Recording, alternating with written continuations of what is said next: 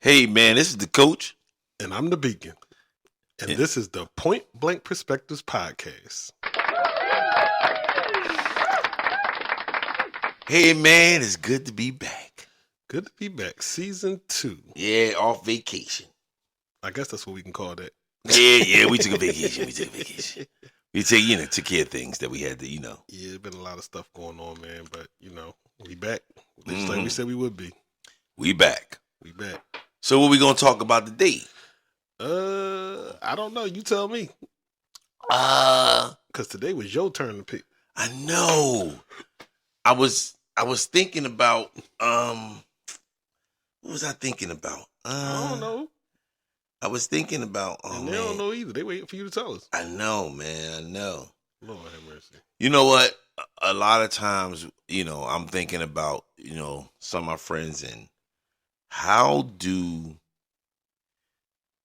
you as a man rebuild your life after you come home from jail? Oh.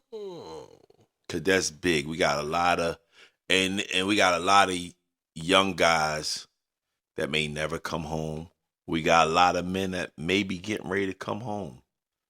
So to talk about how do you build your life after you come home? Cause living in the inner city, we all got to pass, good or bad. But especially for us guys that was on, I like to say, on vacation.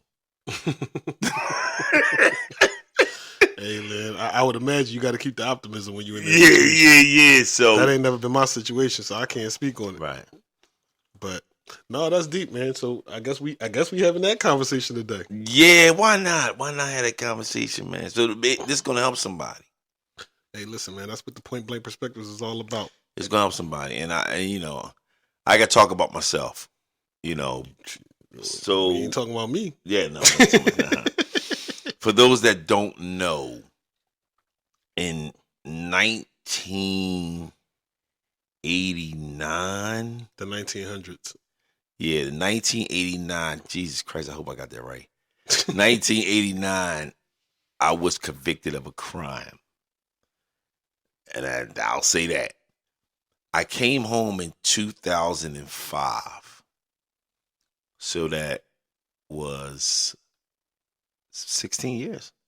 Yeah. 16 years. Actually, yeah, 16 years. 16 years. And one thing an older gentleman said to me, he said, everybody's going to leave jail. Either you're going to walk out or you're going to get carried out.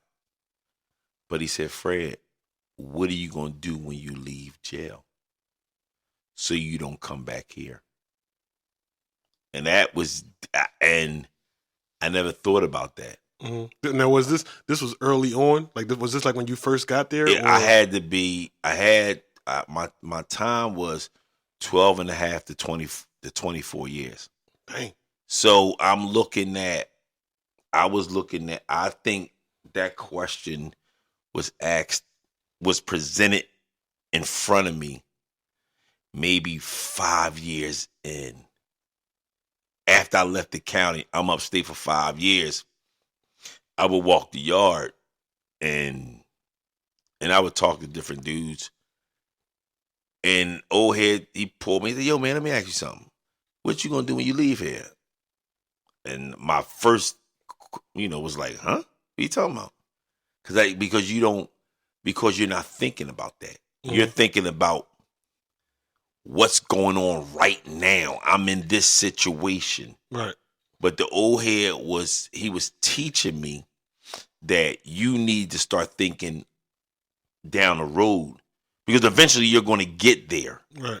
But if you think about that now, it'll set you up so you don't make no mistakes. Right. Because a lot of times we just in the moment, we follow behind people and we get caught up when we're in there. Mm-hmm. This is my neighborhood. And I get it. I didn't know nobody. I knew nobody in there until I started meeting guys. Mm-hmm. But it was just my personality. I don't know. And I met some real thorough, decent dudes that I'm to this day I'm still friends with them. So hold on, because we gotta back up. We All gotta right, back up go ahead. because you're talking about you're talking about the guys that gave you advice and everything once you were actually in there and going through the whole situation. And I think for the listeners and even myself, because we've never even had this conversation before, Right. but for setting the scene, when you first, before you even get into like what the experience was inside, Mm-hmm. when you first even found out that you were found guilty, like what was your initial feeling or thought? Shock. Yeah, I would I imagine was so. I was I was some people I heard this word before, flabbergasted. Flabbergasted. Yeah. I was totally shocked. Yeah.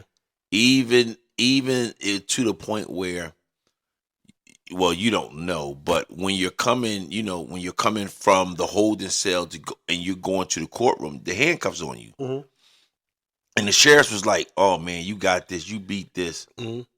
and they started unloosening the handcuffs. Mm-hmm. Like you ain't got to have them tight because you're gonna beat this, Mm-hmm. and then I found out why I got found guilty, Mm-hmm. and the reason why I got found guilty was this. Well, I'm only going by what my lawyer told me. That's Okay. all I can go on. Right. He said that all the white people found me guilty. Mm-hmm. All the black people found me not guilty. Mm-hmm. But on the second day of deliberation, second or third day, but I believe it was the second day of deliberation of, deliberating, all the black people said, listen, we're going to say he guilty, but you just can't give him first degree. And they said, okay, no problem. Damn, that's crazy. It's crazy. It is. And my mom asked me, she said, after I'm out, and she said, Freddie, if you could change anything, would you do anything different? Mm-hmm. I was like, nah, I wouldn't do nothing different. Yeah, that's wild. I want to go through that journey because it made me who I am. Right. That's fair. You know what I'm saying? That's and a lot of people talk, I would want to change this. And you are, and a lot of times you're a decent person, but now I want to change something. No, I want to go through the same thing. Right. So, yeah. Right. Mm-hmm.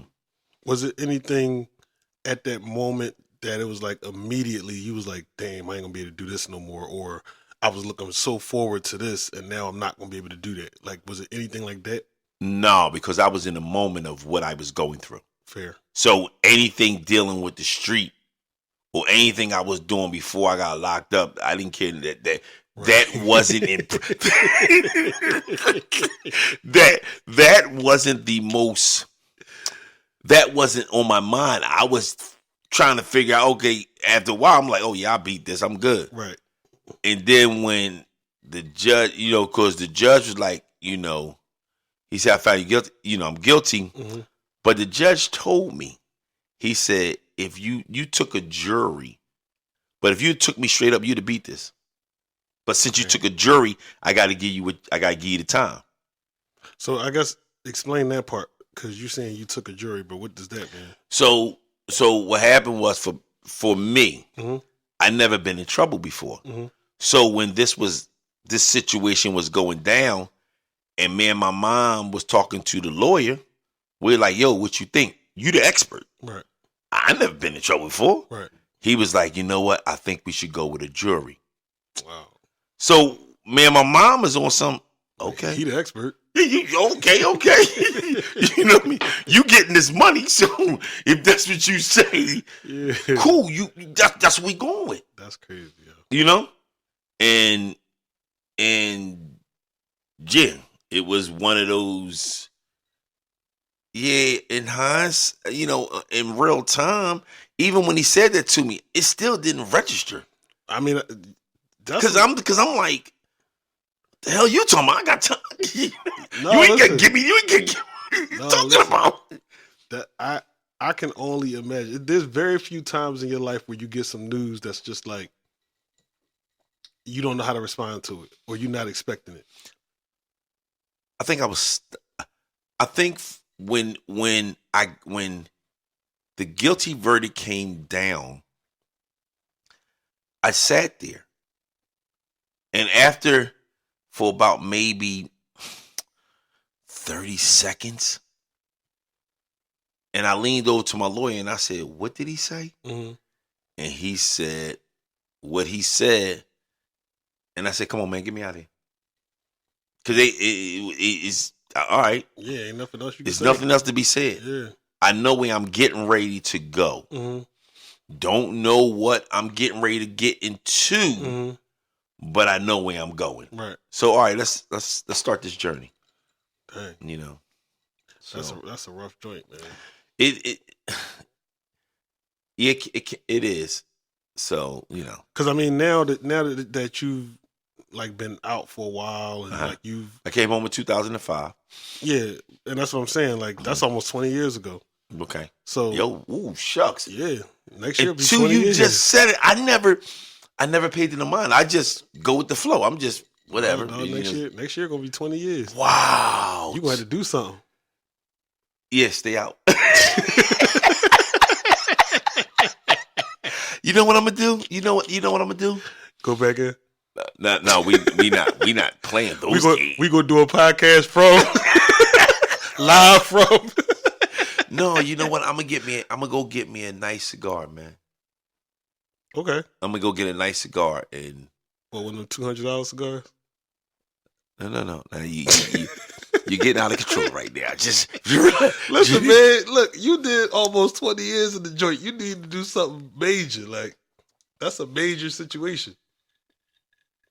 Like literally 20 years. 16, not 20. No, I'm saying that since you've been out. Oh yeah. I don't know. I haven't until you just said something is when I thought about it. Because I just go about my day. Well, but that's what I'm saying. Like, yeah, you normally you would do that, but when you think about 20 years since you've been out, yeah, you ain't got to answer right now. But I'm just saying you should think about a way to at least acknowledge that, because that's a major thing. Yeah, you're right. And it's 20 years of you not only being out, but I mean, just think about all the things that you've been able to accomplish since you've been out. Yeah. So I would definitely acknowledge it. But what we're to get back to what we were talking about. Oh yeah, I was gonna bring us back. Oh, okay. Yeah, I was gonna bring us back. Go ahead. I'm sorry. No, go ahead. It's a lot of men when they come home. There are times when they want to do the right thing. Us as men, we come home 90. I'm gonna put a percentage on it, and I could be wrong. I'm gonna go 90% of us. Mm-hmm. We want to do the right thing. It's when it's time for us to, you know what, I'm gonna try this go get a job thing. Mm-hmm. And when we can't get a job and it's not going right, we resort back to what we know. Right. You know, especially if you take into consideration, to your point, now you did 16 years.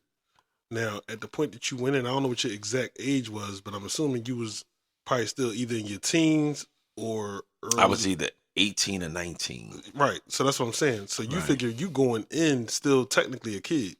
Yeah. And then you coming out a grown man trying to figure out how to be a grown man. Yeah. You know what I'm saying? After not having no access to what the outside world looks like. Right. And so what I did is what I know what to do.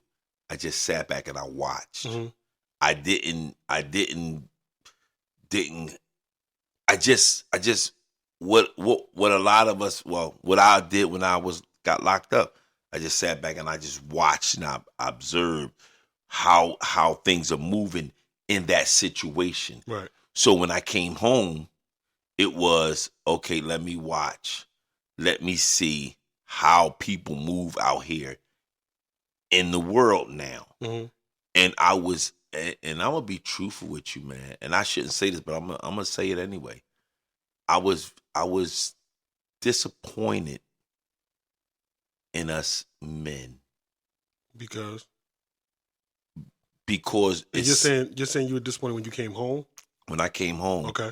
I was disappointed in some in men, some men, not all men, Mm-hmm. because it's like our pride, and as a man, it was like somewhat taken. What you mean? I can't even explain it, and I'm gonna get ridiculed for this. But when I came home, it was like, all right. So when I came home, I mean, before I got locked up, you had to know how to talk to a chick. Okay. To get the number, you Right. worked for it. Right. It's like when I came home, it was like you didn't have to. You didn't have to know how to talk to these chicks. I don't know what happened because I wasn't here.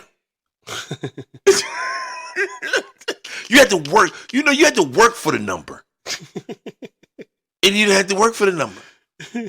Make sense? I hear what you said. I thought you was gonna say something else. What would you thought I was gonna say? No, I just thought you was gonna have something else to say. I didn't think that's what your disappointment was.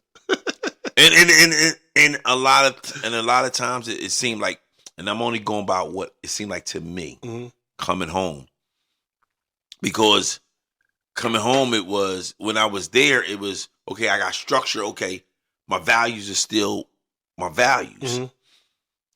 They don't be removed for nothing. Right. But when I get home, it's like, dang, you're not even acting like a man. Your values are what you stood for.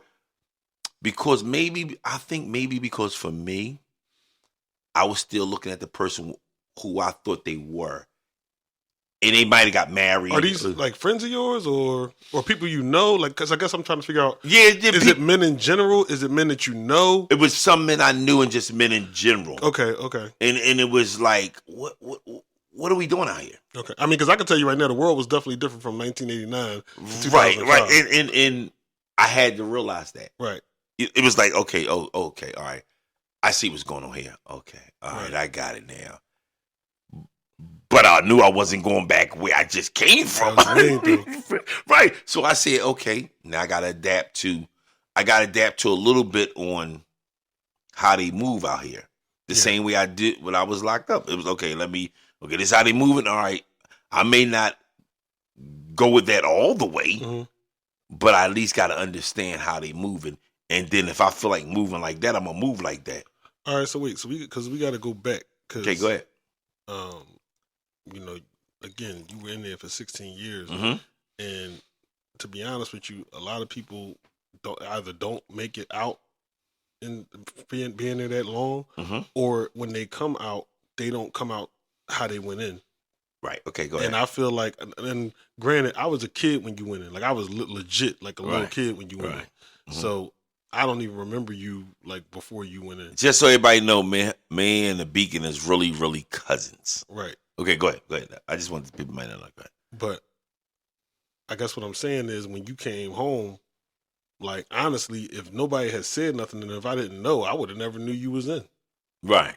So I guess the question I have for you is, well, two questions. One, was it ever a time where you felt like you might indulge in something different? You ain't gotta get into what it was or who it was and none of that. Good. Was it ever a time when you felt like you might like get out of character? And then the other question is, because I know how you ended up coming out and just still being you, what kept you strong while you was in there? Okay, so I'm gonna answer your first one, and you said, what's the question again? I'm sorry, please. The first question was, what kept you from like going astray? What kept you on your path? So let me say this, and I'm talking to. Actually, no, that wasn't my question. My first question was it ever a time when you were about to? Okay, so let me say this, and when you are in jail and you locked up, the true person of who you are will come through. And I've seen a lot of dudes that their true self is come through. Will come forward. Right. So if you think you tough, if you really tough, you're gonna find out. And you know what I mean? And I have always been the person where I'm going my own way. Mm-hmm. You know what I mean? Okay, but I'm always a person that I'm gonna give you the benefit of doubt, and I'm always kind. Mm-hmm. And that's one thing. What helped me out is I showed everybody respect, and that's all men want in jail is respect. Mm-hmm. And I was the first one to give it, and I received it back. Mm-hmm. So yeah, that's that. No, going astray. No, no. My whole focus of when I went upstate was I got to do whatever I got to do to get back out of here. Mm-hmm. Cause once they slammed them through it, boom. I said, "Oh, I ain't never coming back here." I looked around in that little cell. I said, "What? Excuse my language. What the fuck?" I said, "I know. I ain't never come back here." And that's it. And that's it. And my whole goal was to do what I gotta do. Don't get nobody way. Mm-hmm. Stay the course. Cause there's a course. Mm-hmm. I have it in goal. There's a course. There's a goal. That's where I need to reach. Mm-hmm. And that's what I did. Mm-hmm. I made sure I didn't step on no toes. I made sure I mind my business. I stayed in. How hard is that though? Because I would imagine It's not. It's not. So okay. So let me say this. Okay. Minding your business is not hard. Right. That's your business. Right. But the problem is when people get locked up, whatever they did on the street is following them right in the if I'm selling drugs, mm-hmm. right? Well, and I might gotta and let's say you sell drugs also, you're a rival person, drug dealer, and we got beef. Mm-hmm. Well, when we get locked up, the beef don't stop. Right. The beef keeps on going on. Right. It's just we move to a different setting. Right. That's all it is. That don't stop. So a lot of times the problems that people had in jail, out on the street, they brought it right into the jail. Right. I'm not gonna say the jail I was at. I'm not gonna put that jail out there. Early in the morning, we going to breakfast. Quick story. We going to breakfast. It had to be like 6 in the morning. Mm-hmm. Well, it was 2 drug dudes that was big time. Not saying their name. Mm-hmm. And one of the big time drug dealer A was already in the jail. Mm-hmm. Well, drug dealer number B came in that Monday. Okay. So he came. So Tuesday, he came in Monday night, whatever. So Tuesday, drug dealer A was sitting down eating. Mm-hmm. Drug dealer B, they was beefing. Mm-hmm. He came right on in. This is when and he stabbed this dude in the neck. Dang. Beacon, I wanted to cry. I was so scared because I was, but you can't do none of that. I just turned my head like ain't none of my business. Yeah, that's crazy. Yeah. It's none of my business. So, and y'all don't know who coming in the joint. Like y'all don't know that he's coming in, or do y'all know? No, upstate. A lot of times upstate, no. That's what I'm saying. Because in the county, it's the okay. You go here. This is the time you go there. You go in that jail. You never know. Right. So that was he didn't know the boy was in there. That's what I'm saying. Well, no. If you going upstate, you may know who's up there. Okay. From people talking. Oh yeah, he's up there. He didn't. The drug dealer A didn't know drug dealer B came in. Yeah, that's what I'm talking about. And when drug dealer B seen him, because he was down eating, right? And when he seen him, he just walked right up to him, and that thing didn't stop. But that's what I'm saying. But A never even saw it coming because he never didn't even know B was there. Nah, he never even seen it coming. Oh, yeah, that's crazy. Early in the morning. That's crazy, man. Dang. But coming home so a lot of times when it's time for us to come home, halfway house, things like that, there are times where guys are not even ready to come home. I would imagine so. Some dudes probably prefer to be in there. They do. Because you get to a point, I would imagine, where, like you said earlier, you come out, you try to do things the right way. You realize, dag, with my record, I can't really land nowhere. I'm trying to make some money. Now stress coming up, whether you got a kid or somebody just on you about getting it together. Mm-hmm. And you like, all right, well, shoot, I got to go back to doing the only thing I know. And then next thing you know, you back in there. And they like, you know what? I'd rather be back in here because when I was out there, I was trying and ain't nobody want to give me a chance. So I'd rather just be in here. I'm used to this environment now. Right. There are guys that may have been locked up over 10 years. Mm-hmm. At one time, the guards would take you to the bus station or wherever so you can get on. Dudes would commit a crime at the bus station just to get locked back up to go back because we call it institutionalized. Yeah.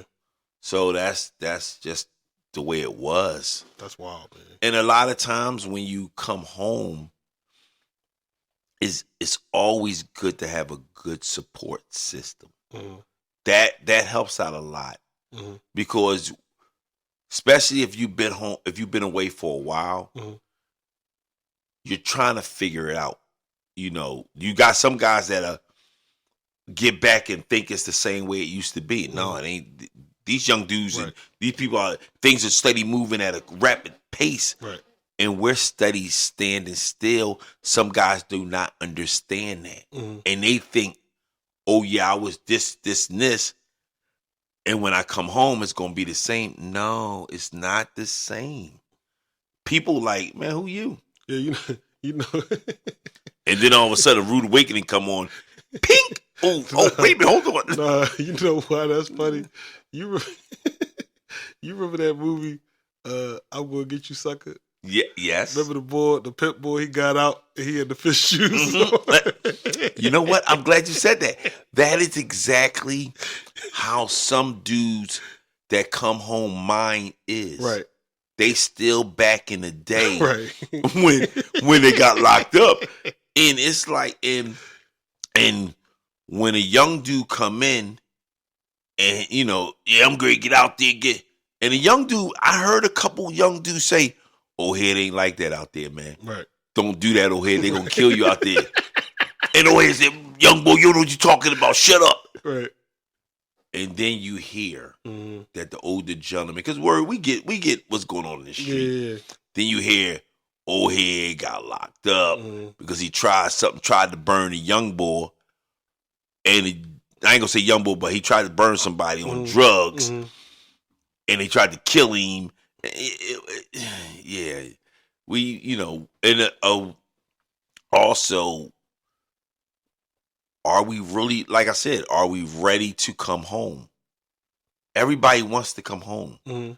But if you really sit down and within yourself mm-hmm. and have a decent conversation with yourself, you in the cell. Mm-hmm. You in the cell with someone else, or I know Western, I don't know if you in the cell by yourself. Mm-hmm.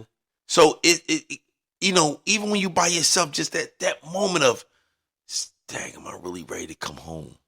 You know if you ready to come home, or if you coming to the bull crap. Mm-hmm. You know it. And not a lot of times, but there are times where dudes are not really ready to come home. They're not. They didn't do nothing in there. They sat around. They didn't try to get any type of knowledge. Didn't ask no question. They just lift weights, play basketball, whatever. And then, all right, I'm ready to come home. You ain't ready to come home. You really not. Right.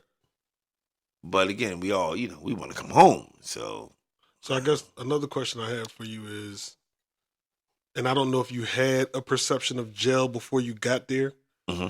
but just based on whatever you thought about jail before you got there and then actually being there, what would you say the biggest misconception about jail is? Once you get upstate, how the COs disrespect you. Simple, plain. All that, I'm a man, they will totally disrespect you. There is not a whole lot of rap. And they will let you know. You don't run nothing here. Right. Especially when you get up in the mountains. There ain't a whole lot of rap. I had a guard tell me right in my face, "Come here, nigga." There's nothing I could do. I just walked over there. Was my ego hurt? Yeah. But one thing I did, I understood where I was at. Right. And I understood that, okay, I ain't gonna be here, you know. I know I can't beat you. I'm gonna just get my behind whooped. Now, where do you think that maturity came from? Because that's maturity. Because you figure at 18 or even 19 to 20, because I don't know exactly when you were there, but you figure you were still a young man then. And most young men going into a situation like that where that happens, the first thing they're going to do is respond. So I guess, did you have somebody tell you about that or warn you about that? Or was that just instinct and you just knew I can't respond to that? No, and you want to know what it was? Yeah, that's why I asked the question. I can't win a fight with them. Fair. Because they're coming fair. 5 or 6 deep, stomping you straight out. Fair. I have seen it. So, this is how they play up here? Oh no, we ain't playing no games. Right. You know what I mean? They stomping you out and you can't do nothing about it? Your people can't sue? Right. Oh no, I'm good. I'm gonna go ahead and rock this thing out, you know? No, keep my mouth shut and keep my mouth shut and go ahead home. No, that's real. Man. That's what it's about. Dang. Yeah, so I mean you got some guys and that this and this and that. Oh, they got something for that. They got something. When you just said that, I was about to say, do you have any memories of like kind of being close by and hearing a CO or guard or whatever approach somebody, and then you hear their response, you like, no, that wasn't the right response. I get upstate. All right, and I'm in the line, and we're going from off the bus to go to the receiving room where you get your clothes and they check you, you know. In that hallway, there were 2 dudes fighting. The guards was like, get the F up against the wall. They're talking to us. Immediately, we got up against the wall. About 4 to 5 guards stomped these 2 dudes right in front of us. When I say stomp them, they stomped them. They stomped them like, yeah. And I'm not gonna say how it was, and it was bad. And as these dudes are down, and they're still kicking them. They didn't kick in the face. They just kicked their body to, and them dudes were just laying there. And they didn't get them up right away. They then turned to us and said, this is what y'all will get if y'all get out of line. Yeah, that's crazy, man. They was like, this ain't Philadelphia. This ain't Greaterford. We run this up here. And what do you do as a young kid? You see that. You right. Yeah, that's crazy. You right. So you know, you gonna have people. You gonna hear all the stories, and people gonna tell you all the good stories. Oh yeah, I was this and that, and you probably was. But the thing is, what are you doing now since you've been home? That's what contribution are you giving back? Right. That's what it's coming down to. Yeah, we can all sit up there and tell the war stories. You know, I don't tell. You know, I barely talk about it. And we're talking about this now. And I was about to say, we've been back in touch since 2005 when you came home. Right. And I never asked you anything. I felt like if you ever wanted to tell me, you would tell me. And I said, you know, I'm going to tell. And I hear a lot of guys, when they come home, they sit there and they brag and they tell these stories on this and this and that. But you ain't telling you're not. How are you helping these young men or whoever's listening to you? How are you helping them out? A lot of times you telling your story. You tell, oh yeah, I was this and that. I'm not saying you wasn't, but how do you tell this young man when you come home what you doing is not the right thing? Well, you may not be able to tell him that because you don't know how to communicate with him. Right. You don't know how, you're not in touch with him. Right. You know, you got to be able to, okay, Dad, how can I tell this young guy this ain't the thing to do? I don't know. You got to, and a lot of times before we can even touch that, we got to know ourselves. Mm-hmm. And yeah, we may think we may know ourselves and be like, all right, I know what makes me tick. But when we come home, we forget that. Mm-hmm. And it's like, oh, well, I'm out here in the street. I'm going to keep on doing what I'm going to do. No. Just relax. Mm-hmm. Take it easy. You know, I guess someone that I look up to now, and I'm very, very proud of this guy. Mm-hmm.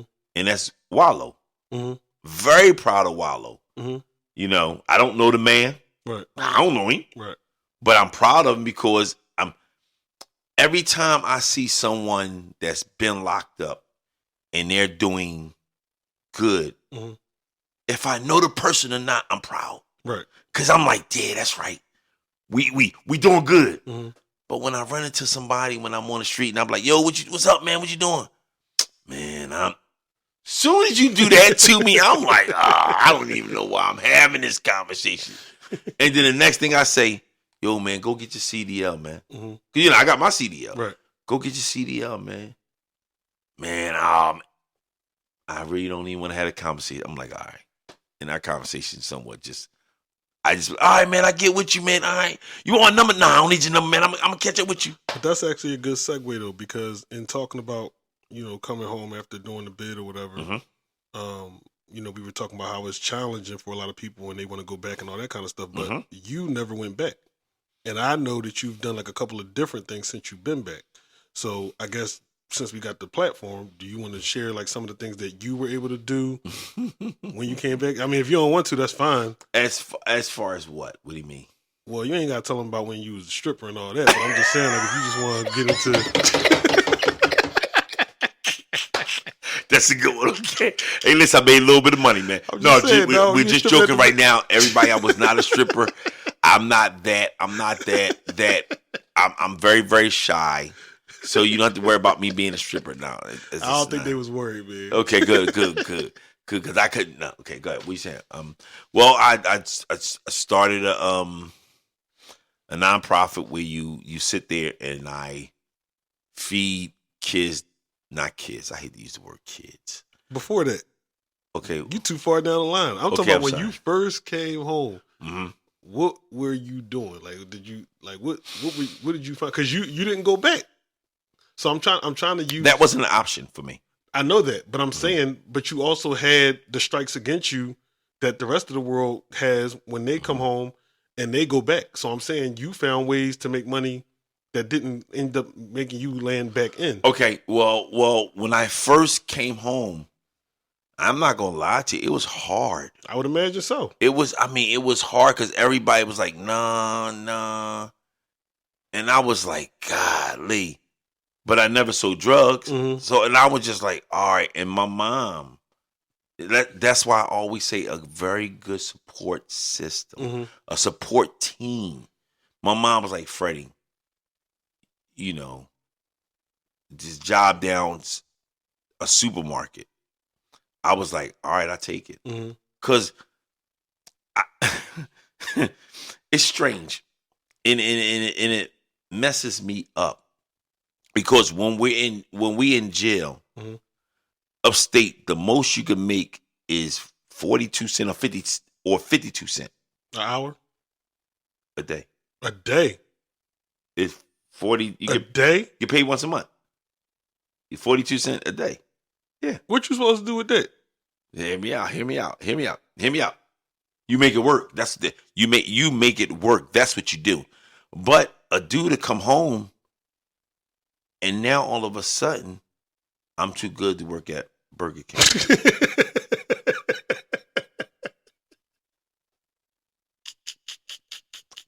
speaking.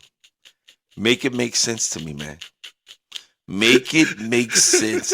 You was in the kitchen, slaving away, cooking food. Thought you was the chef up north. You know, yeah. I'm doing all this, making cheese, doing all this crazy stuff, and then $15 or whatever. Oh no, I can't work at McGurk. What? But you was working. Yeah. I've seen some dudes since I came home. Uh-huh. Yo, what you doing? I knew he was one dude. I'm going to talk about one dude. I'm not going to say no names. Yeah. I knew he was working in a kitchen Mm-hmm. or a restaurant. Mm-hmm. You know, work your way up, busboy, dishes, whatever. Yeah. I said, yo, where you working at, man? Because, the dude can cook. Mm-hmm. When I say he can cook, he can cook. Mm-hmm. What you doing? Man, I'm trying to find a job. Well, did you start off at McDonald's? Man, I don't work at McDonald's. And so I got a little offended. So I said, wait a minute, hold on, dude. You was working in the kitchen for 42 cents. Right. You mean tell me you can't work for whatever, let's say $10 to $12? Mm-hmm. Yeah, I'm trying to support my kids. So I said, time out, give me a 20 for a second. I said, so if you get ready to do what I think you're going to do, how you support your kids when you back upstate and you going to go back for that 42 cent Right. for the day? Right. Are you joking me? You got to take baby steps. You can cook, but you ain't on no world class cooking. You the world class jail cooking chef. What are we talking about? Yo, don't be disrespecting chef statuses, man. Wallow is a world class chef. I get. But what I'm saying is, dude, you worked in the kitchen for 42 cents. No, I get what you're saying. And you mean tell me you gonna make? Let's say it's beneath you to make $12 an hour. I don't understand that. No, you worked it out for 42 cents, but $12 to $15. But you know what it probably is? Help me out because I don't know what it is. It's definitely ego, but it's a big difference when you locked up and there's nobody around and nobody knows that's what your situation is versus when you come home. Now somebody can actually walk in and see you with the McDonald's thing on. And I guess the image or the perception of that person being in a McDonald's uniform is something that they can't seem to deal with. But I still agree with you. Like that's nonsense. And that may be true, but I can't go with it. Yeah, I don't accept it. I'm just telling you. I can't accept that. I struggle with that. Right. And when I see it and I hear it, mm-hmm. I depart from it. Cause I ain't got time for that, man. Yeah, I wouldn't entertain that neither. And I think for anyone that's coming home, man or woman that's coming home,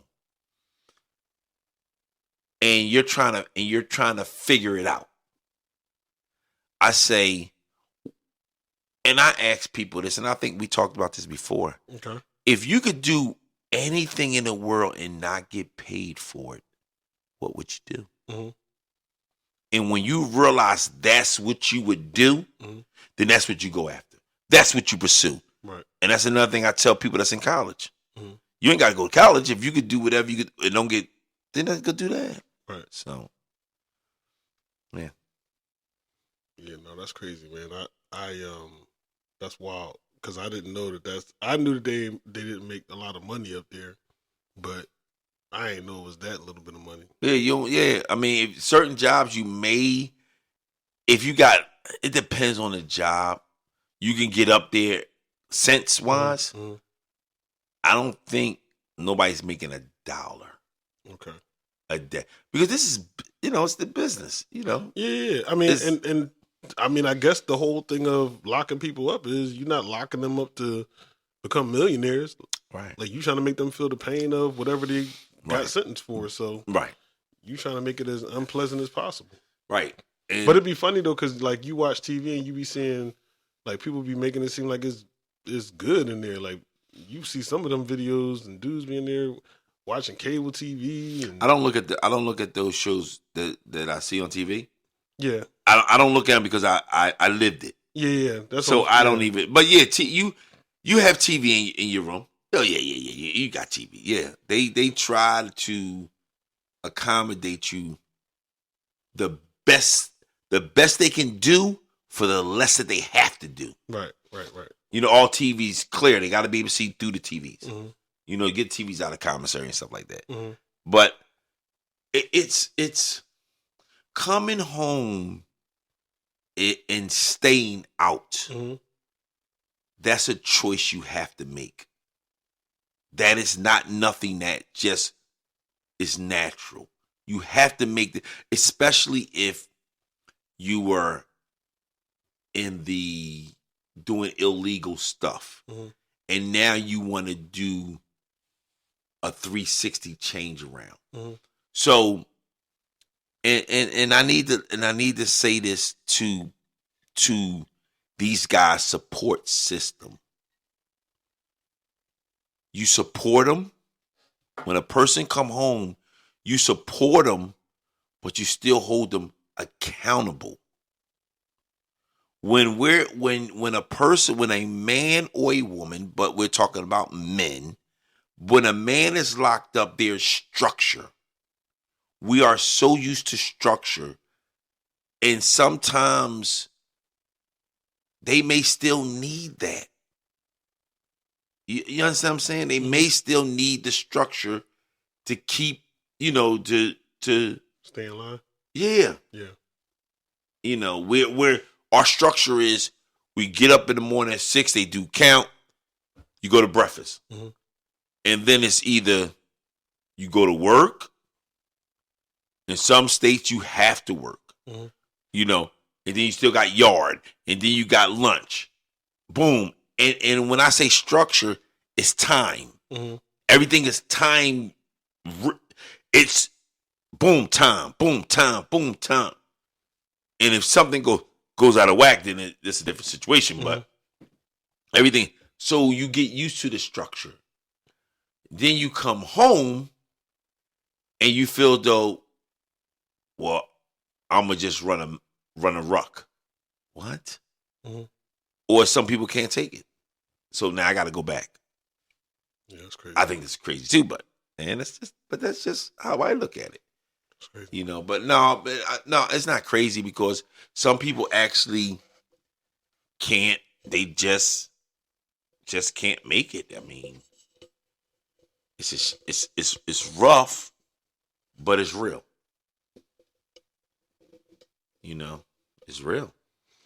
Yeah, no, it's definitely real. And it's funny because even though I've never been locked up, I've been around a lot of people who have been locked up. Okay. Because outside of people who are just like new, when I used to work, a lot of my jobs were in kitchens or I had like this inventory job one time. And most of them was locked up before. Right. So when I met a lot of those dudes, it was crazy because anytime they even thought that I was doing anything, they was always like, nah, bro, like, nah, like you can't do that. Like people always saw some level of good in me. And it was weird because I had never really lived a life where I was outside and deep in the streets or nothing like that. But I always came across these dudes that were into those situations, and they always took a liking to me. And they always felt the need to like look out for me on some big brother stuff. And I always thought that was cool. And even to the point when you came on, that was kind of how we got connected. It was like, all right, I'm going to tag on to him because I could tell he trying to do something, but I don't know what he trying to do. But I know what I don't want to see him end up going where I just left. So right, let me try to figure it out. So, and not because a lot of times when you see a guy saying, no, man, don't do that, we know where we just came from. Right. And we really don't want that for you. Right. But if you don't want to pay us no mind, they got somebody up there for you. You ain't even got to worry about it. They gonna make sure you right. They ain't got to worry about it, buddy. Grab my man. Oh, that's it. Oh, okay, player. God bless you. So we try. That's their way of giving back, I guess. Yeah. Look, man, don't do that, man. But it's wild though, man, because I've seen so many different stories about the dude. Like when I think back on the guys who I'm thinking about, I've seen dudes come home and they working. Like I remember this one dude I used to work with. This dude he would work like extra hours, Yeah. and his whole check would be gone because of child support. They would go into his check and take his child support out his check. It was days he couldn't wait to get his check. He'd get his check, that joint say zero. Because they went in there and took all his money. And see, that's and I'm glad you brought that up, man, because I'm begging men, when you come home, if you're able to, get back in contact with your kid. If you're able to, and you're not beefing with the mother. I don't never like to use the word baby mother, right? Baby mama. No, it's the mother of your kids, right? That's the political correct way. That's what she is, and right, and that's what that young lady is.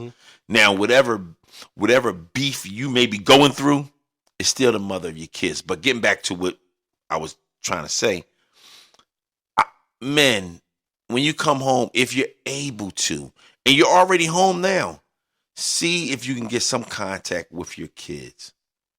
And that's important. It really is. So that's all I wanted, my little service announcement. That's a good one because, again, like I said, I remember clear as day, man. Like, he'd be so pissed off too, and I used to feel bad for him because he was really trying to stay out the way. Right. You know what I'm saying? Like, he was trying not to be nicking and diming and being outside and all that. And he was in there like really, really working. He was probably pulling like 100 hours every 2 weeks in the kitchen on his feet. And he was an older bull. And this was years ago. So, I mean, I don't even know if he's even still alive right now. But but he was a thorough old head, though. He was a thorough old head. Most of them dudes that was in that kitchen, now that I'm thinking about it, most of them dudes have been booked. Right. Now, I think it was the one boy, he was like, come on, Holmes. Come on, Holmes. Like, every time, that's just what he would say. But, like, everybody they got their personalities and their stories and all that. But yeah, I remember him going through that. I remember the other boy, he didn't have like baby mama drama, but he would have just like moments where kind of, and I think it was to your point about the time, he didn't know how to handle idle time. Right. So he spent a lot of time at work too. And then he would get out of work and he'd be with his kids or his woman. Right. But if he wasn't around his kids or his woman or at work, you had to check on him. No, for real. I'm telling you, for real.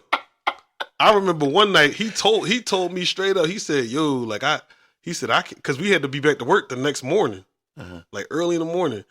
And he told me and my other homie, he told us straight up. He was like, "Yo, man, like I got to pull an all-nighter because if I leave from here," he was like, "I know I'm gonna get into something." And we was like, "No, we can't have that." And we had like just met the boy, but he was cool as I don't know what. Right. So we was like, "All right." So we ended up like going to like a couple bars and doing all this other stuff. And then we got to the point where we were just able to like wash up real quick and go back up to the job by like 9 or something in the morning. But one thing I can say about that gentleman that you're talking about, at least he knew himself. Yeah. And so I respect that. Yeah. He at least knew himself. You know what? I know I'm gonna get in trouble. And also when we come home, sometimes it may not be good for us to link up with the same people we met. I mean, the same people we were used to hang out with, because they may not be a good fit for what we're trying to do. Right. But we want to always, you know what? That's my main man. Well, you've been away. Let's say you've been away 5 years. I'm gonna give it 5 years. Your main man ain't came up to see you in 5 years. Right. So you tell me, you don't even know that man. Right. You don't know who that is. Right. So you then now all of a sudden you get out, you're still thinking of that gentleman a certain way, and he's not even that way at all. Right. You may think him as, oh yeah, he good, but he may be a savage. He may be causing havoc all over the place, but you don't know. Right. So I like, for me, when I came home, because I didn't know how people was, I just sat back and I had to get to know, and this is just the way I am. So I was away for 16 years. I now have to get to know all my friends all over again. Mhm. I have to, because you've been through life crisis that I couldn't even imagine because I was structured. Right. It was like COVID we was in the bubble. We was locked in. Where you out here running around doing what you got to do, I don't know. So when I came home, I linked up with my friend, but I still watched. Right. And if something didn't seem right, I was exit stage left. Right. I don't have no problem. Oh no, I can't partake in that, because I know where I can go back to. You may not be able. You might be like, "Oh, you good," but I will go back, and I'm not going back there now. So, it's coming home it's lovely, it can be tricky, and it can be dangerous at times, especially if that man doesn't have his stuff together. So at what point, when you're in and you know you're coming home, like, when does that journey start? Like, when do you start trying to, like, get your ducks in a row to try to be like, all right, let me start trying to, I don't know, like, know what I'm going to do, or know who I need to contact? Like, do you start that when you get home? Do you start that while you're inside? Because I'm assuming when you're in there, you find out, okay, there's a possibility you can go home at this time or this date. I mean, you know when you're coming up when you're coming in front of the parole board. So let's say you got 10 to 20 years.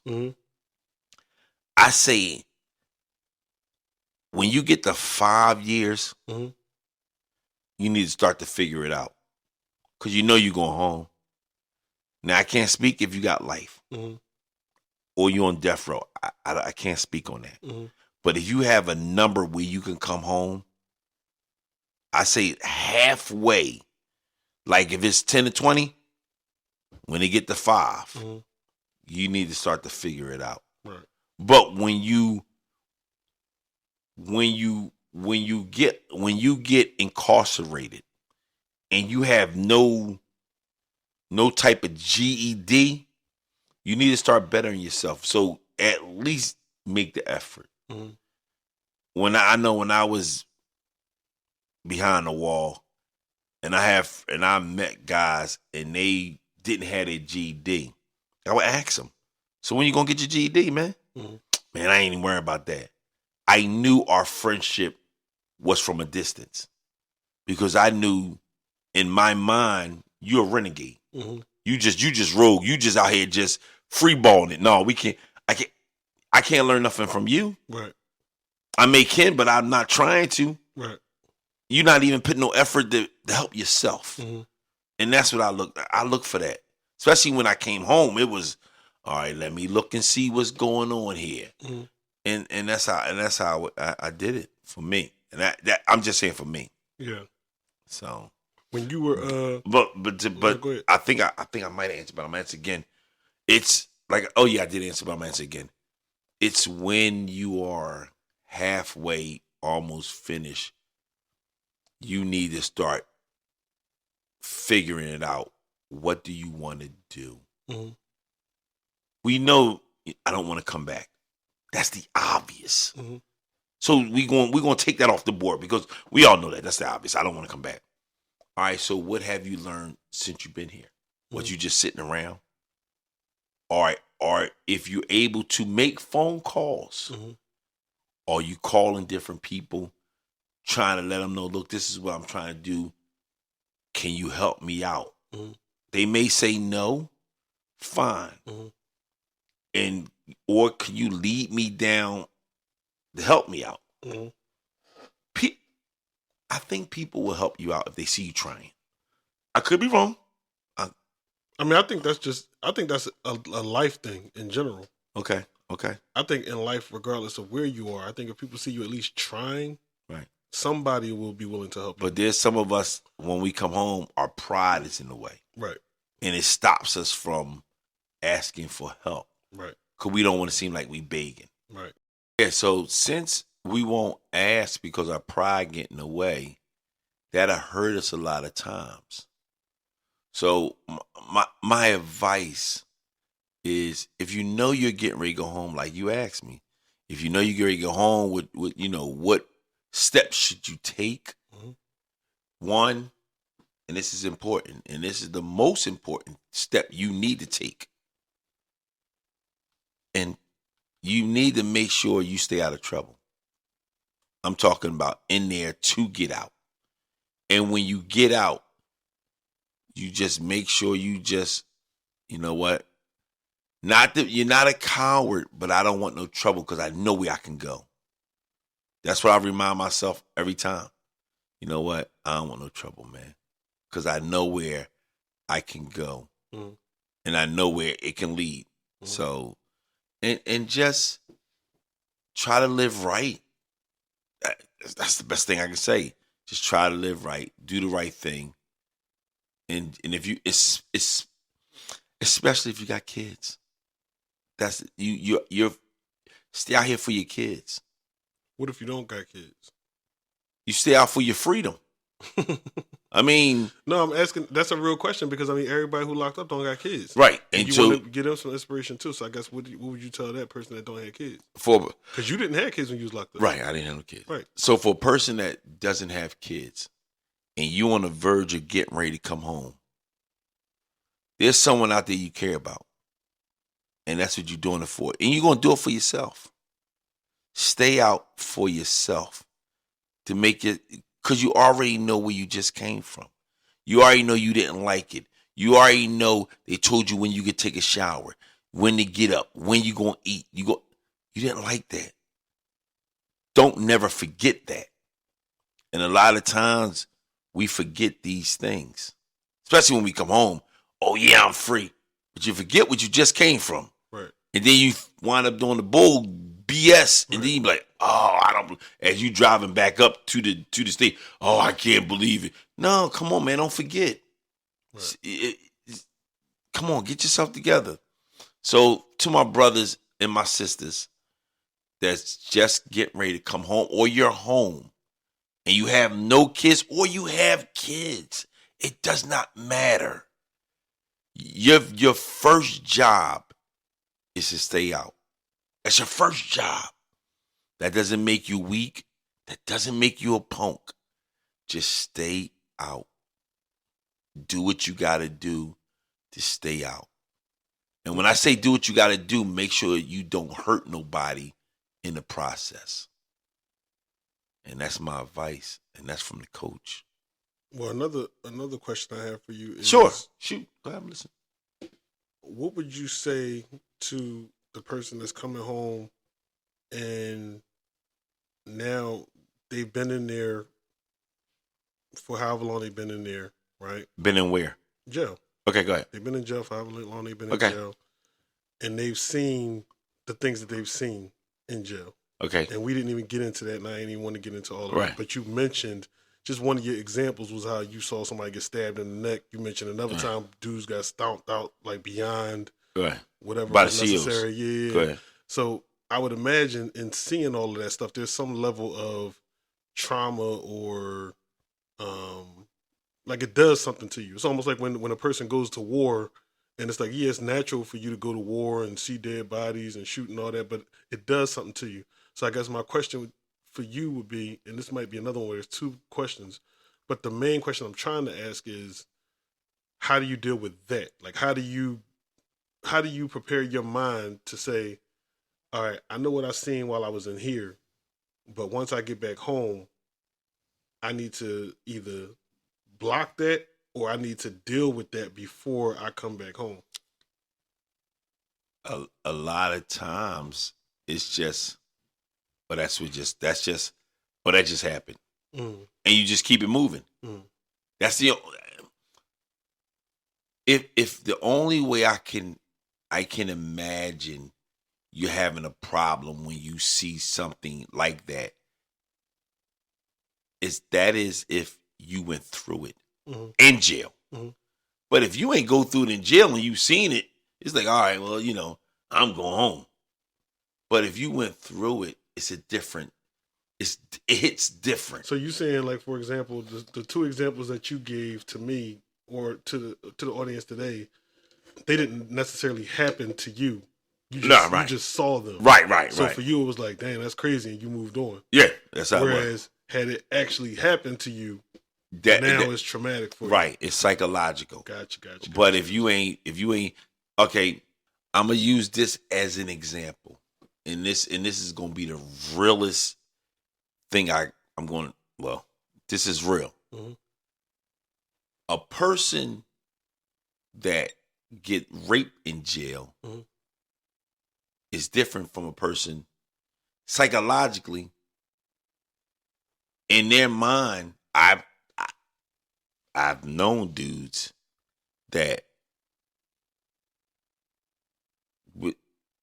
it's different when they get raped from a person that a boy got raped. All right, we just keep it moving. Mm-hmm. But when the person that the act is being done upon, mm-hmm. it's a different psychological. Yeah, no, I mean I understood that in the first time you said it, so I got you. And all right, here we go. Here go another example. Mm-hmm. You have guys that will sit up there and say, God is my god darn witness. Yeah, I mess with boys in there, but it don't count.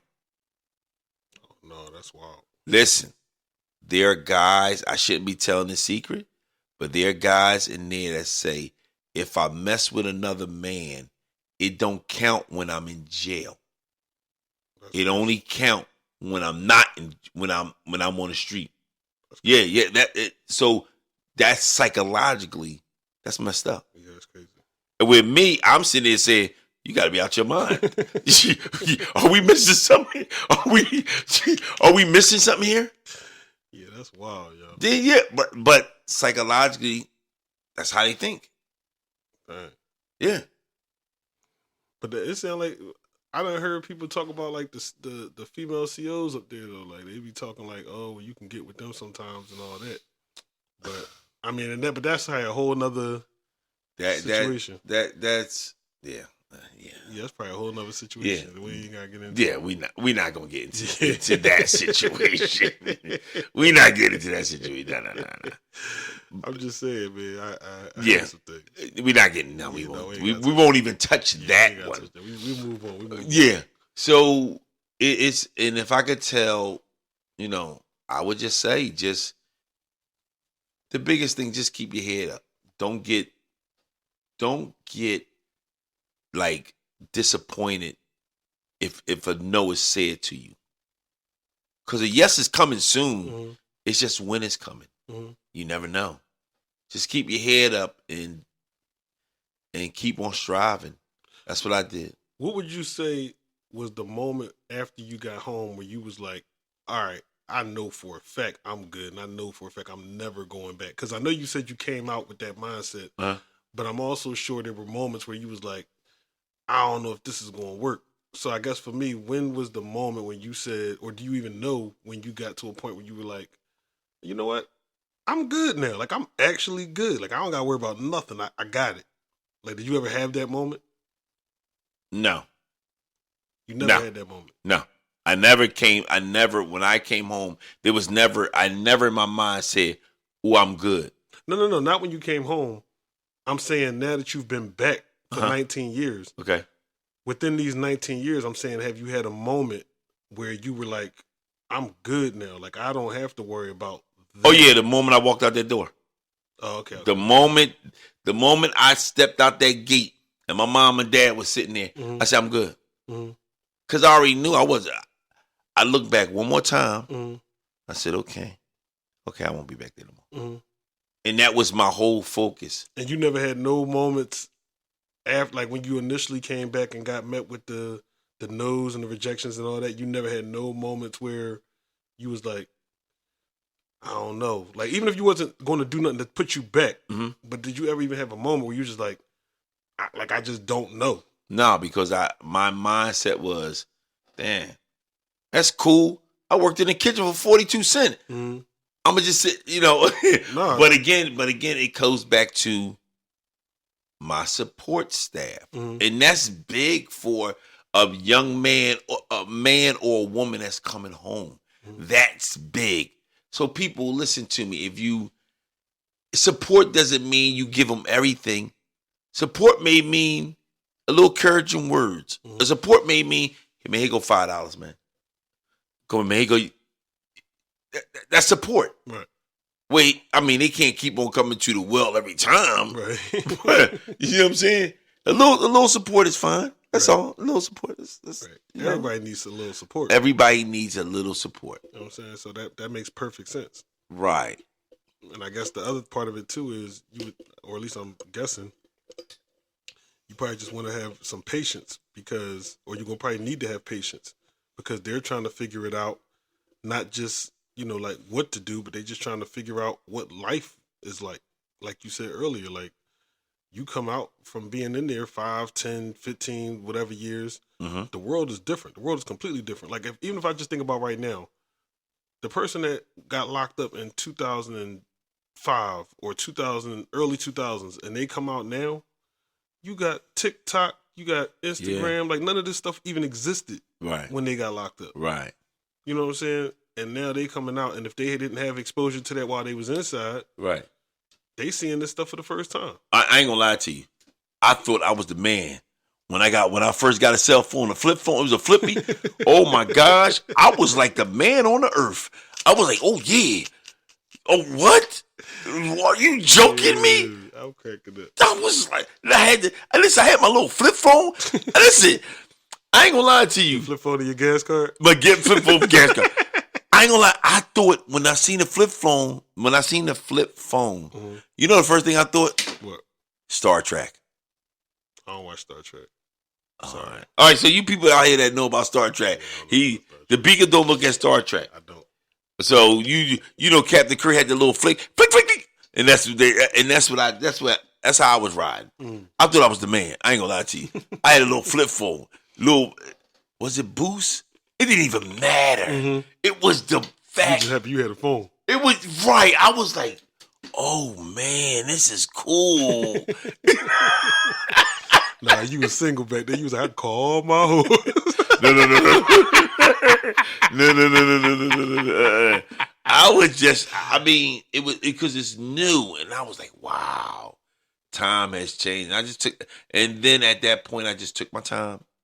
I said, all right, Fred, just take your time, do what you gotta do, and that's what I did. What was the biggest change for you when you came back? Like, what was the thing that was like? And I know you already said like dudes needing to holler at girls and all that, but what was like the biggest thing that was like completely different? Like I didn't even know this was going on.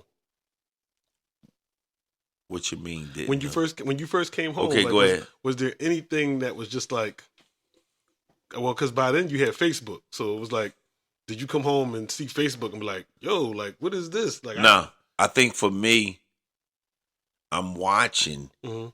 and I'm watching how easy the dudes can get chicks Mm. because you had to work. Remember, you had to work back in '89. Mhm. You had to work to get a chick number. Mhm. Now it seemed like the chicks were just, when I come home, Mhm. it was just easy prey. I mean, should I say it like that? And it's like, what the heck? Mhm. I'm like, oh my God. I mean, you say however you want. You married now. Yeah, I mean, yeah. You say But whatever you want. it was just like, oh my gosh. And so I think the most shocking thing that I have seen, Mhm.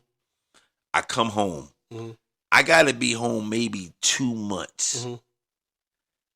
And I seen a dude that mess with men, hear me out. Yeah, because I'm looking at you like, huh? I seen a dude in there that I know was a booty bandit. Okay? Hear me out. And he had a girl with him.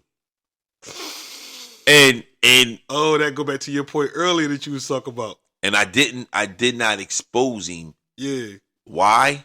Because it wasn't my family. That's So wild. I didn't even care. That's wild. Hey, listen. That's Yeah. wild. Remember what I said. Yeah. In jail, it don't count. It never counted. Right. It's when you on the street. Right. Oh yeah. Oh yeah. Yeah. Oh yeah. But you saying that's what the mentality was. You Yeah. gotta clarify that. Yeah. Yeah. That was the mentality. Somebody might take you. Oh yeah. Yeah. That was the mentality. If you was into that, mm-hmm. okay. Yeah. If you was into that, it was or don't count in jail. Right. Yeah, it only count when I'm on the street.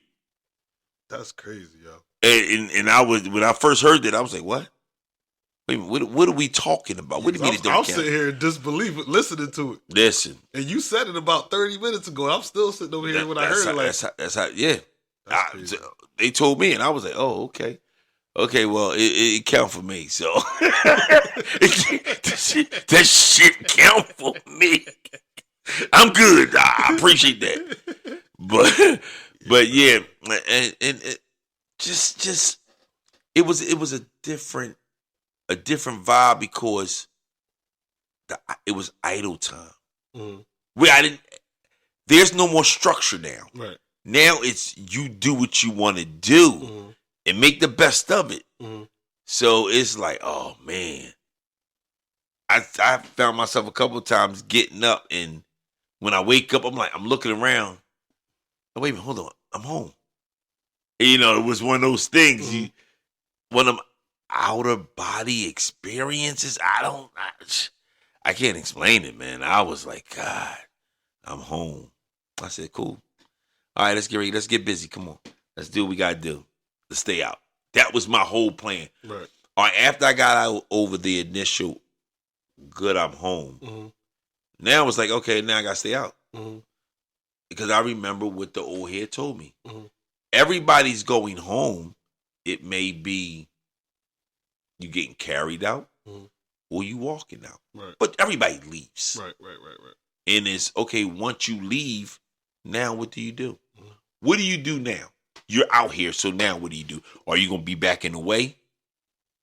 Or are you going to, be productive? And I just hope people that comes out or that's out there now trying to figure it out, try to be productive. Mm-hmm. And that's my advice. I don't know what else to say to you. Now, I'm assuming you weren't able to stay in contact with whoever gave you that advice. That's what I'm assuming. No, he had life. Yeah, so that's what I'm saying. He had life. But were you still at the same location when you left, like for him to know you were going? Nah. So he don't even know you out? I would move to jail. Dang, that's crazy, man. Because I guess that's another thing, too, that's wild about jail is, like, this dude, like, literally probably saved your life, and he has no idea that he did it because he's stuck in there. Yeah. But he gave you some advice that even to this day, you've been out for 19 years and you can quote it like you heard it yesterday. Yeah. It's some things you hear, you be like, wow. Mm-hmm. You never forget it. You be like, okay, all right, I got it. And I would imagine in that scenario, being as young as you were in that environment, anybody who at least took a liking to you and had your best interest was probably almost like a shock. Because if I was to get locked up right now, I would assume that I can't really trust nothing or nobody. That's what my attitude would probably be. Mm-hmm.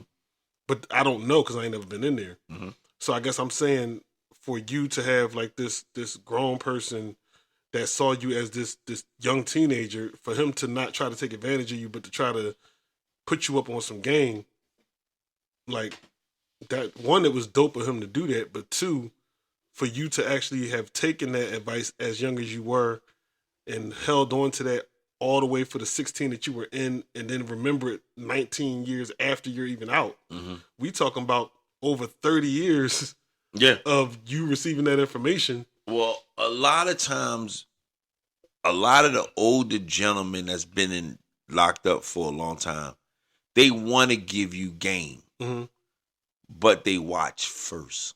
Okay. And see how a certain person is. Because they're not just going to go with everybody.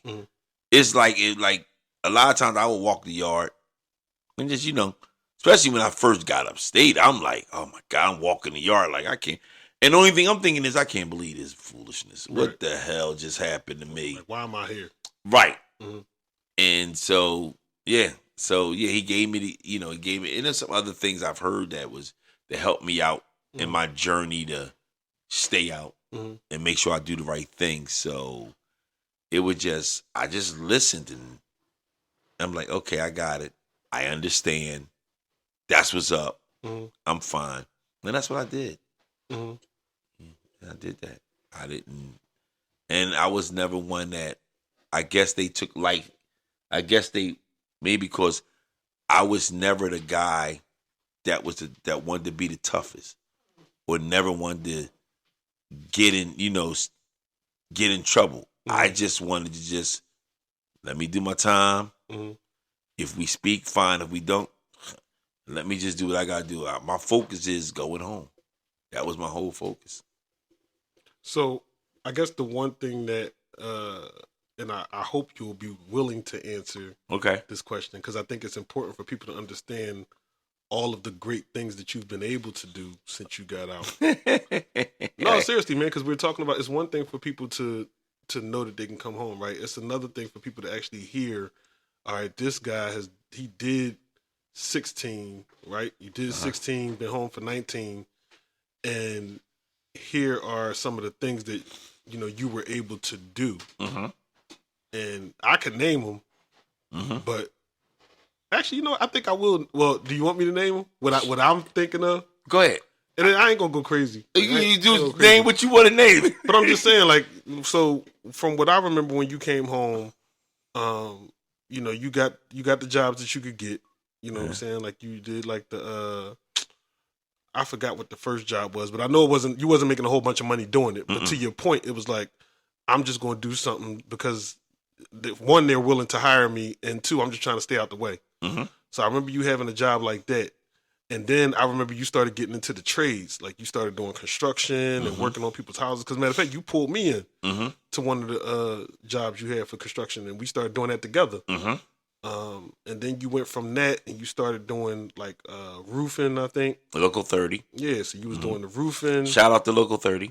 And then they gave me a chance. Yeah, and then from the roofing, I think you went to the truck, and I could be missing something. But I thought you went from Local 30. I went to it's a staffing agency for construction workers. Okay. Tradesmen International. Shout out to them. Okay. And I was working. It was a shock because I left Local 30 and went to Tradesmen International. And at one point I was making $75 an hour. Oh, you was balling. And I left that to go to trucking. Oh, wow. Because that's what I enjoyed. Oh, well, ain't nothing wrong with that. And I said, I'm not doing this no more. Right. Because if the weather bad, we can't work. You can't do the roof. If it rain, you can't do the roof. At least I know trucking you can do. And I like this. I don't mind sitting in traffic, and I like to drive. So yeah, I have had a couple of jobs and stayed focused when I came out. Got married. Yeah, got married. Yeah, had a kid. Yeah. And I've seen you be there, like, helping your mom and helping your nephews and your sisters, your cousins, like everybody in the family love Fred. It's all about giving back. Right. It's all about giving back. If you can't give back, then come on. But everybody don't have that mindset, especially when you and that's why I'm wanting you to speak about it, because people who come home, I'm assuming they get so caught up in their own situation or whatever it is that they're going through that there's other people around you that are being impacted one way or another by your actions and by your energy. So I guess the reason I'm bringing all this stuff up is because, like, you were able to find a way through multiple channels to stay out. Yeah. So that's why, to me, it's important for people to know, like, all right, when I get out, I can try roofing, I can try construction, I can try driving a truck. Not to cut you off, but before that, you have to want to stay out. Right. You have to want to, you know what? Whatever it is I got to go through, I'm going to just do it because I do not want to go back. That's what it's about. So, until you have that mindset and think that way, it don't matter what you're gonna say. You may go back, Right. but if you say, you know what, and that means I don't want to go back. That means I'm not getting into foolishness. Mm-hmm. I'm staying out of the way. If I see foolishness over that way, I'm going this way because I don't want to be caught up in no dumb stuff. Right. And that's how I did it. Right. And then you just find your little niche, for me, when I first came home, I treat like I was still locked up. Right. I stayed in my lane. I didn't get nobody business. Mm-hmm. I went to work and I came back and, and things like that. I didn't all that drama. And to this day, I still don't like all that drama. I ain't got time for that drama. Right. I ain't got time for that. But yeah. But yeah, no, but you've done a lot of stuff, and I think it's important for our audience who doesn't know, for them to know like all of the great things that you've done. I mean, and that wasn't even it. Like, you've done more than that. You got a new house. Yeah. You was able to get a car. Yeah. You got, to bring it all the way full circle, because you tried to jump into this early and I stopped you. You got a nonprofit. Yeah. Yeah. So I'm just saying, man, you've come a long way. And we're doing the podcast. And we doing the podcast. I didn't even think about that. And we on it right now. Well. And we doing a podcast. So you've done a lot of things, man. And I just want you, one, to get your flowers for that, because we talking about right now how dudes get out and they come home and, they lose their way, or they go back. They end up going back because they couldn't figure it out. Mm-hmm. And here it is, and you just a regular person. You know what I'm saying? Like, and Wallow a regular person too, but I think for me, like you have no connections to anybody. So it's like you just doing what you do. Right. Like, just to do it. And shout out to Wallow, because he doing it from the muscle too, Yeah, shout out to Wallow. Both of y'all, man, like both of y'all are inspiration to people that's inside and people that's outside. Right. Because there's people that have been outside the entire time that ain't did some of the stuff that you done did. I guess not. I don't know. No, for real. Like, I'm telling you, there's people who've been outside the entire time and have not done the stuff that you've been able to do. That is true. That is exactly true. I don't think I haven't really done enough. That's my thing. I haven't done enough. I'm still. That's a good place to be. I'm still striving to be a better person. Sometimes I fall off the wagon. So listen, man, we all fall. Sometimes we do. We all fall. But like you talked about earlier, that support system, man. You got to have a good support system. Good support system around you to keep you focused and to pull you back up when you're falling off. Yeah. So yeah, none of us are perfect and none of us got all the answers, but right. We do what we can. Right. So, but yes, I definitely wanted to at least have people understand like all of the different things that you've done. And I get no sleep. I don't get sleep. I don't know what sleep is right now. I don't know what sleep is, man. Sure you do. But it's a good thing. So I've been up since 2:15 for work, and it's 9:54 at night. As of this recording, yes. Yes. So I don't know what sleep is. That's another thing too. You've traveled. Yes, yeah. You've been to some places. Yeah. I haven't traveled more than you, but Listen, it's not about you. That's neither here nor there. This is we're talking about you. Here you go. Here you go. It ain't about me. Okay. It's all about you, buddy. Bad. I'm sorry. My bad. You know what I'm saying? Mm-hmm. You've been some places. You've been places out the country. Yes. So that's another thing. So, so I'm just trying to give people some insight into all of the great things that you've done since you got out. Yeah, I'm trying. No, you're doing. You can only say you're trying when you haven't done it yet. You've done these things. Well, so you're doing. I just want to say thank you very much. I'm just staying in my lane. No, man, I'm staying in my lane. Ain't nothing wrong with that, man. Continue to stay in your lane because it's great things going on in your lane. So stay in your lane, brother. And I think the other thing. Yeah. Round of applause for this brother, man. I'm trying, man. There's other brothers out there doing the same thing, man. Absolutely. Round of applause for them too.